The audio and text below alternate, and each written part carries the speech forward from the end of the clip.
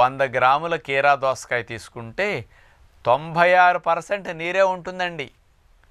అంతా నీటి శాతమే. అందుకని శక్తి ఎక్కువ ఉండదు.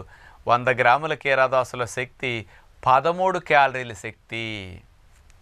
అంటే కేజీ కీరా దోసకాయలు కనుక మనం తిన్నామంటే 130 క్యాలరీల శక్తి మాత్రమే వస్తుంది. మరి 130 క్యాలరీలు అంటే మీ ఇంట్లో వేసుకునే పెద్ద ఇడ్లీ ఉంటుంది చూసారా, లేకపోతే పెద్ద హోటల్స్కి వెళ్ళినప్పుడు ప్లేట్కి 2 ఇడ్లీలు ఇస్తారు చూసారా, ఆ సైజు ఇడ్లీ 130 క్యాలరీలు ఉంటుంది సుమారుగా.